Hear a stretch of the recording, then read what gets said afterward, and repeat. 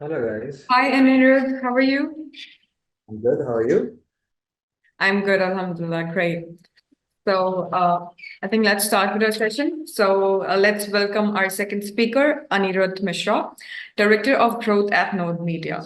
Anirudh is a seasoned expert in performance marketing and creative strategy with over a decade of experience scaling DTC and mobile app businesses. He has a proven track record of managing user acquisition budgets exceeding $120 million across industries like sports media, real money gaming, dating, and fintech.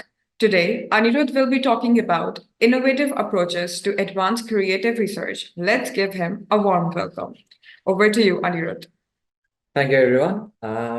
Yeah, I think are we all good to start? Okay, so the topic today we have is the ad creative research workflow, and we'll go on this topic in depth.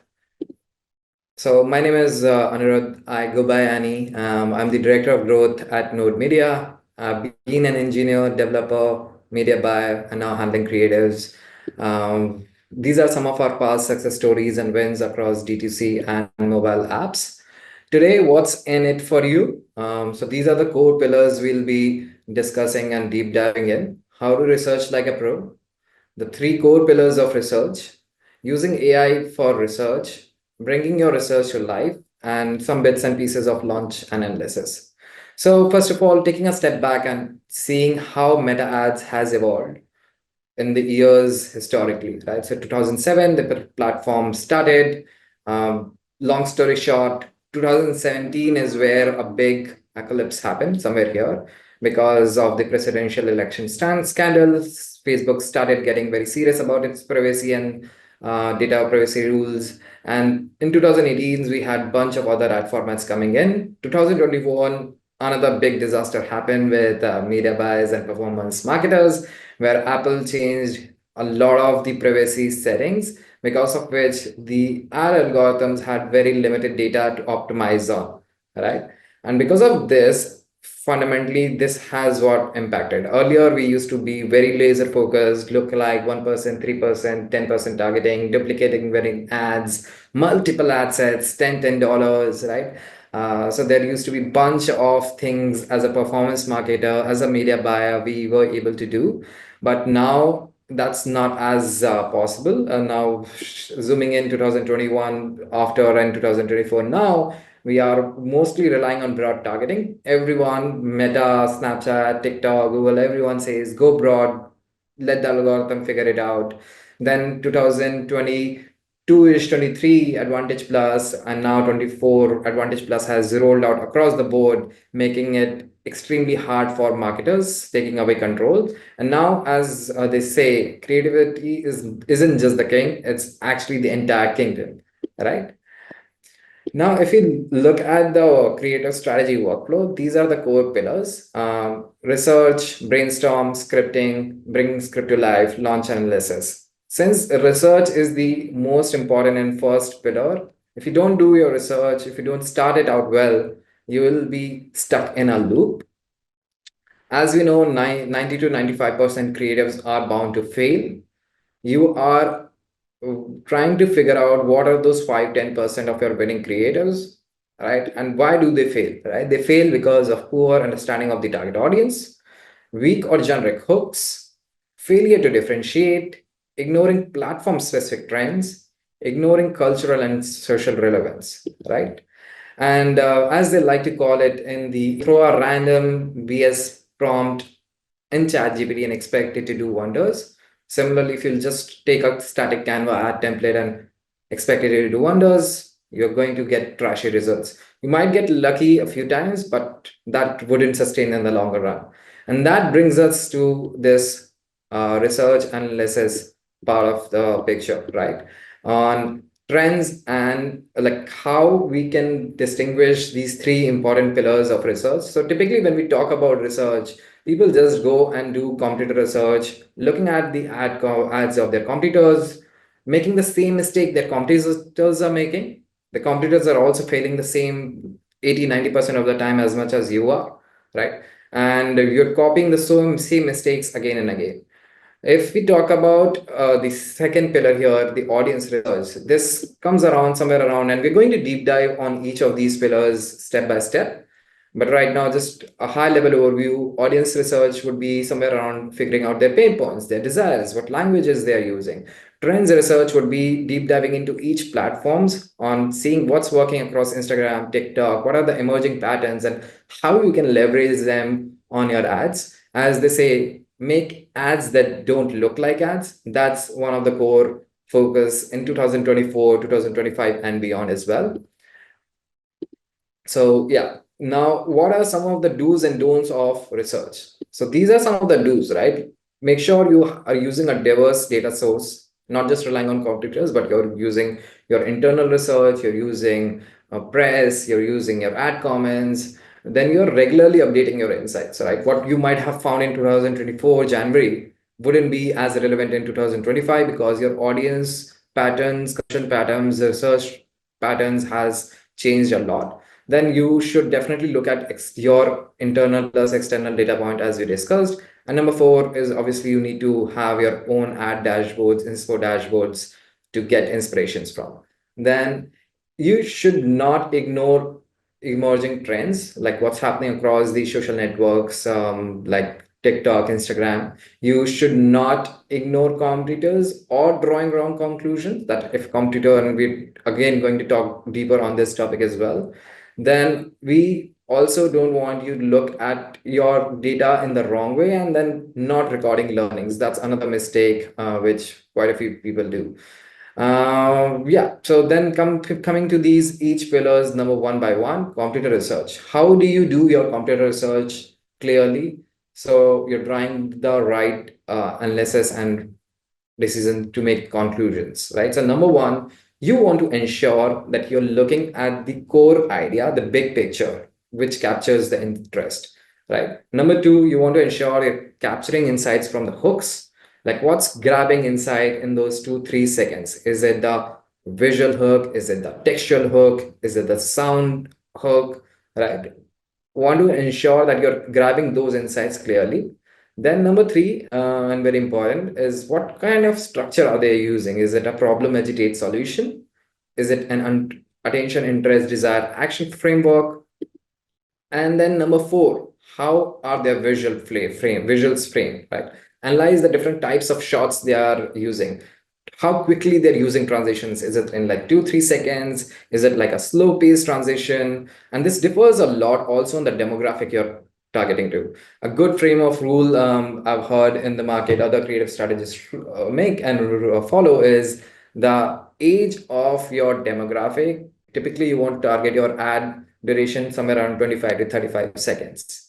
If you're targeting a demographic around 55 to 65 seconds, you might want to have your ad longer because the older demographic wants to see long form content, right? They want more education. They want to ensure you're addressing their objections. Similarly, pacing. Balance is necessary, not too fast, not so slow as well. Right. 1.5 second is a good guideline, but again, there will be edge cases when if let's say your product is focused towards older demographic, every 1.5 second transition and pacing might not make sense. So this is going to be very critical on how you're nailing your ads. Then relevance. Your video or your ads must very clearly align with your landing page, your product, and your audience, right? If at times you're seeing a very high hook rate, but if you see a very low hold rate and a low conversion rate, that could be likely because the ad doesn't have a clear relevance. And that's where this completer template, which we've developed and we use internally, I also have a YouTube video in case you guys want to go in depth, which comes along with this spreadsheet on what are the core pillars you need to look at and how to do this completer research clearly. Okay, so far so good. Any questions? Cool, I hope not. And these are some of the computer research tools in the market, which are very actively being used. Then, yeah, we are jumping into the next pillar, which is the audience research. Why it is important? It's important because you want to study the demographic, the behaviors, understand and uncover what are their needs and preferences, right? And when you don't do this, you are going to have ads which don't speak to the audience clearly, and they don't convert and sustain in the long run. Similarly, to do this, you want to ensure you're doing it in different platforms. You're doing it across press. Go to Google News, go to Google, search across your competitors, search for your brand. What are the insights? What are the audience pain points, needs, preferences they're talking about? Similarly, on Reddit, right? On Reddit, you can go and find tons and tons of anonymized insights. There is a brilliant chat GPT subreddit. What you can do is, let's say you are working for a niche supplement brand, let's say a collagen brand, and you want to ensure getting clear insights. You can pick a relevant subreddit. If you don't know what's a relevant subreddit for that brand, go to ChatGPT, search relevant subreddit for XYZ niche. Once you've got that, then gather insights around their problems, their motivations, and ChatGPT is going to give you tons of those insights with relevant Reddit threads, which are very useful in encouraging some of the ad angles and messaging frameworks. Similarly, you also want to use some of these surveys and interviews. If you're collecting post-purchase surveys, that is excellent, and I highly recommend that. And the last but most important, see ad comments on your ads. Again, we're going to talk about this and how you can leverage this. This is one of the other underutilized potential pillars. Yeah, here it is. So there is an example of one of the creative strategists even, and we've done a bunch of these. So for example, these guys got a comment on their ad, and they just took that comment here, and I want this in my home from Lauren. They placed it on their static ad and ran it. Just see the amount of social proof, the like, comments, and share this ad had. Had it been just a generic static ad with this photo, probably it wouldn't have done that great. But with the social proof relevantly placed here, it is crushing it. How can you do that? This is one example. Go to Facebook ads, set up a column, post comments. Once you've got post comments, sort ads with most number of ad comments. A simplest way would be here. I've taken a snapshot of one of our ads. This ad had like 200 plus comments. We copied those comments, pasted on GPT again. Then this was the prompt we used.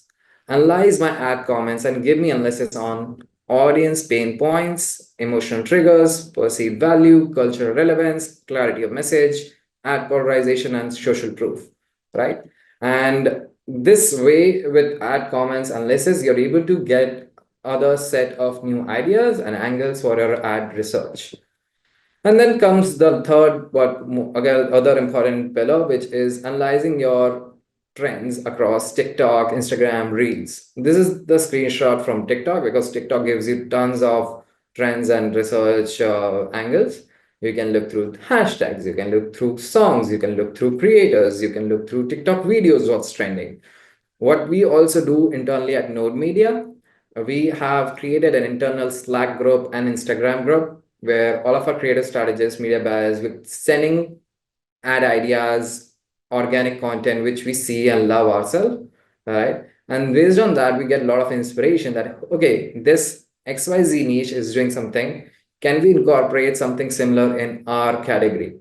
And that has become incredibly helpful.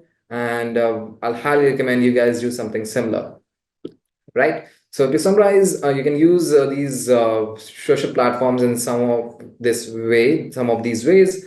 Use these platforms features trend like track trending in the industry hashtags for popular content, poll your audience for direct content preferences. The third one is highly underutilized. You can do a lot of polls and get very clear insights on what your audience wants and wants to hear from you more. Study successful niche posts for engaging themes, and then follow influencers for early trend spotting.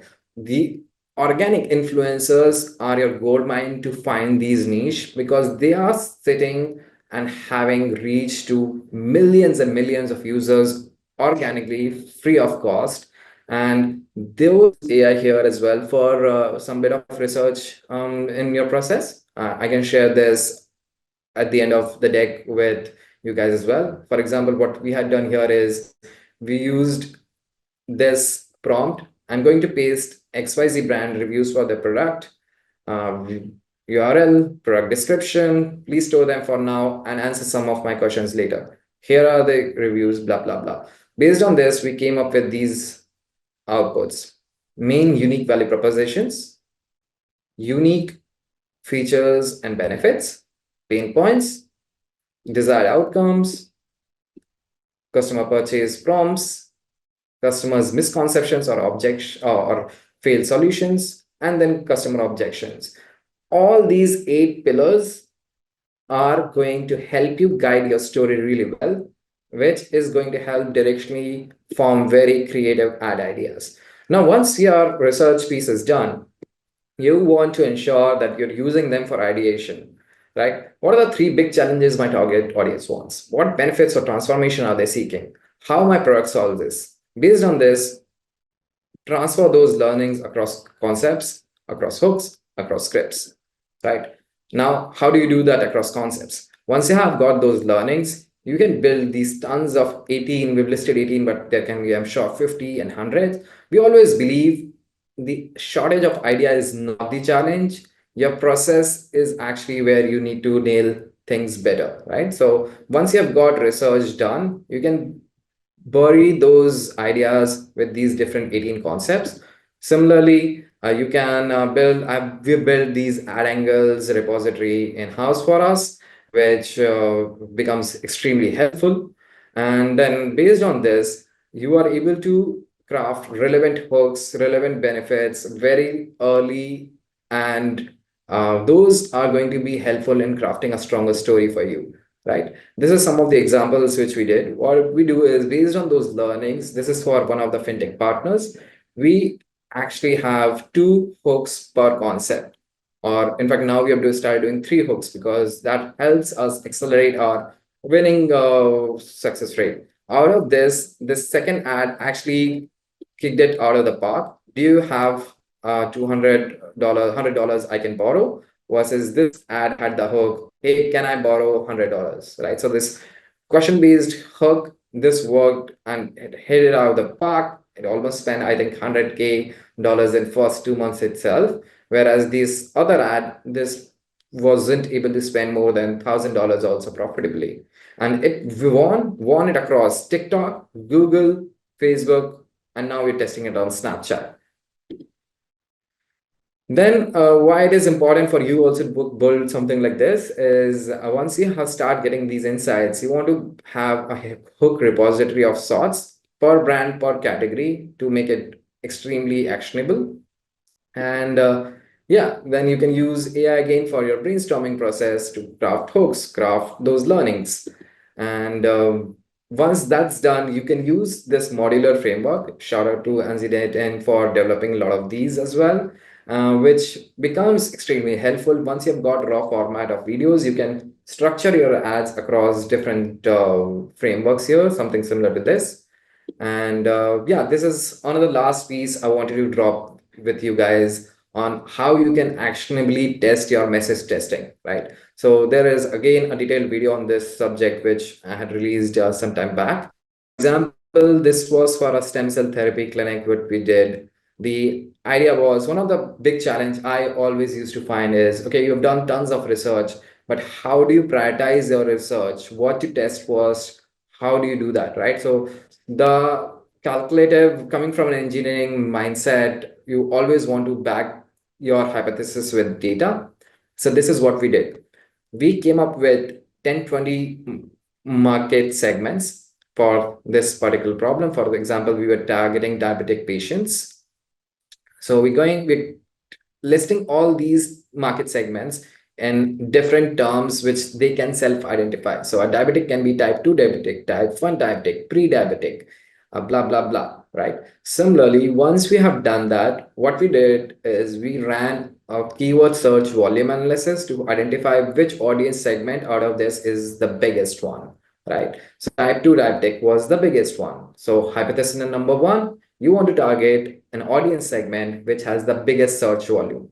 Now, once you have that, you go to ChatGPT, search, brainstorm 10, 20 problems you can actually fix for winning audience, which is type 2 diabetics.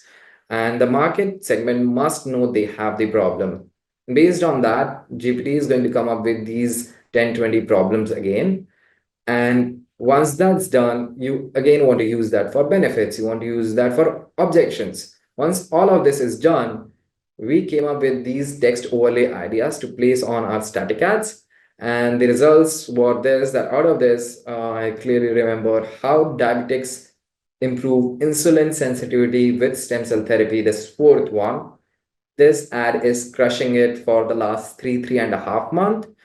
And this would have been completely unexpected. Like, in no possible way I would have expected that this improved insulin sensitivity, this angle would work so well. So to reiterate, number one, find an audience segment with high search volume, pick that, run it through GPT. Again, find what problem has the highest search volume.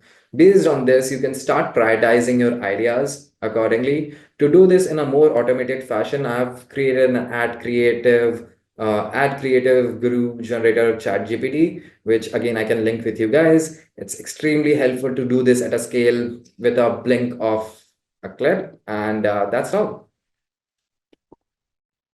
Well, thank you so much, Anirudh. It was a great session, and we have some questions for you. The first one is, what do you think is the future of AI UGC ads with their easily accessibility and lower prices than hiring someone and later realizing their deliverable is not just good? Are you guys testing it or thinking of giving it a shot? Yeah, so AI UGC is definitely been the talk of the town for last 1 year or so.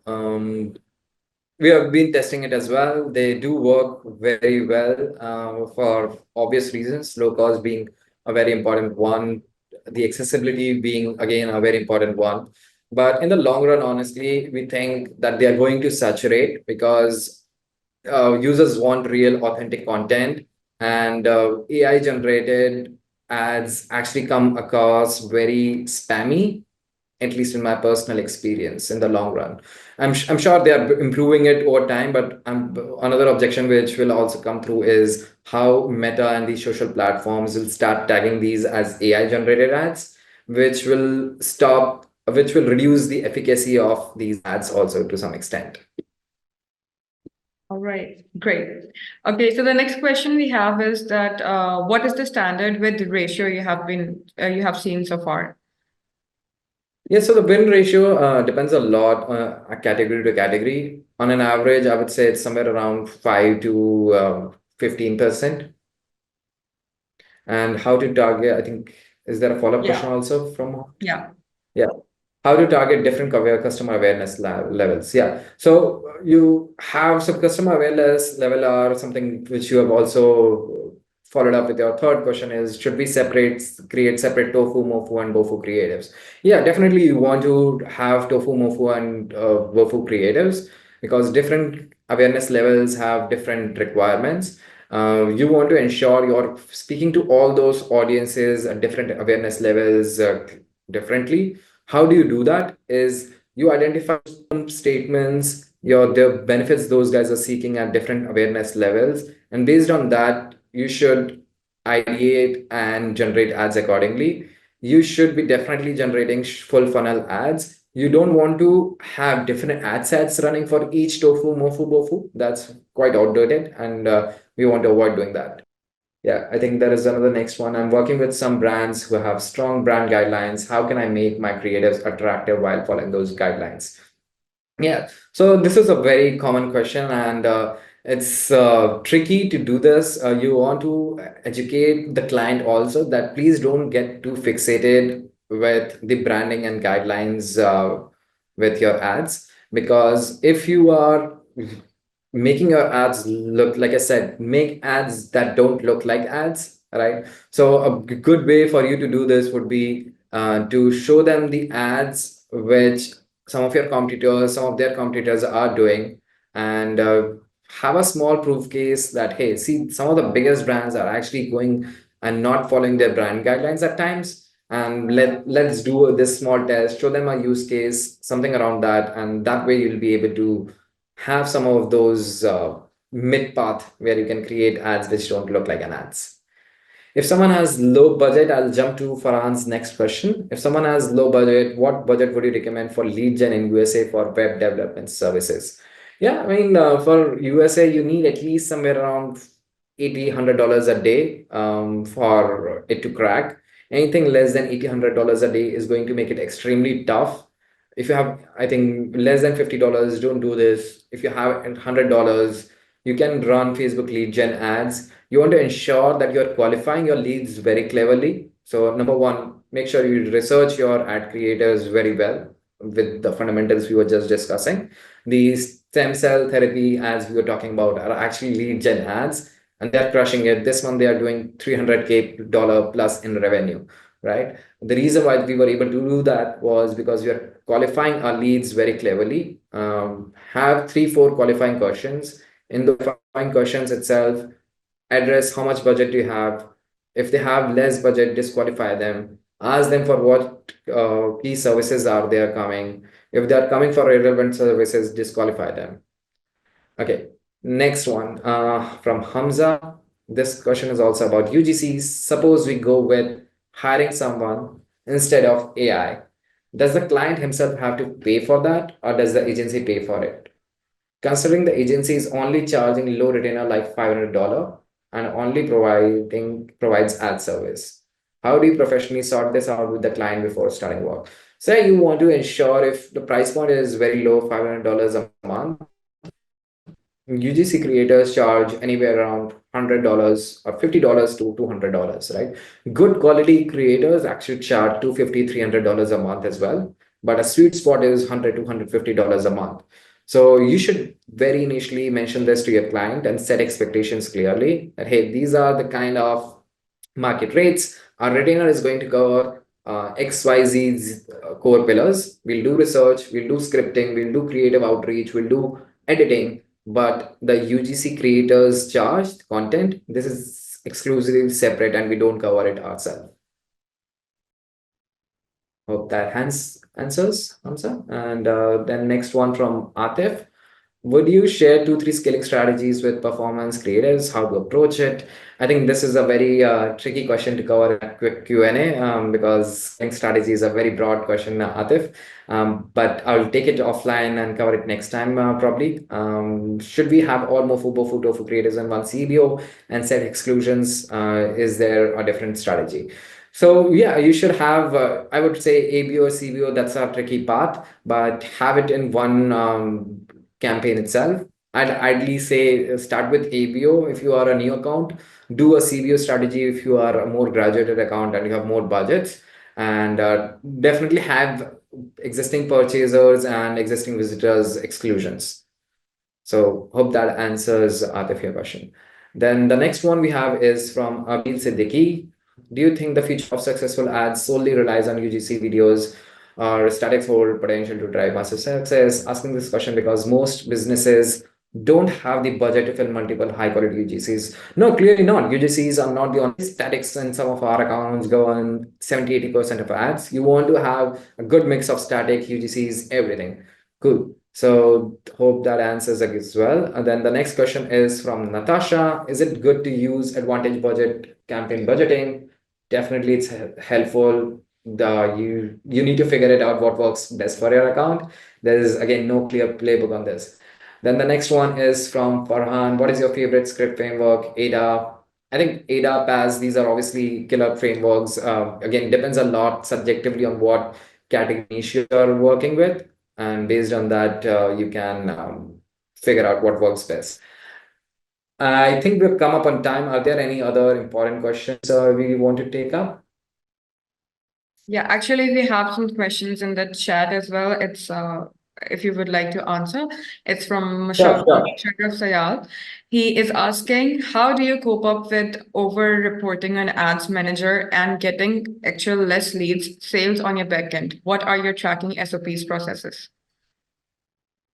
Sorry, where I don't see this question. It's Where is in the it? chat. If you can see the Okay. chat. Okay. Okay.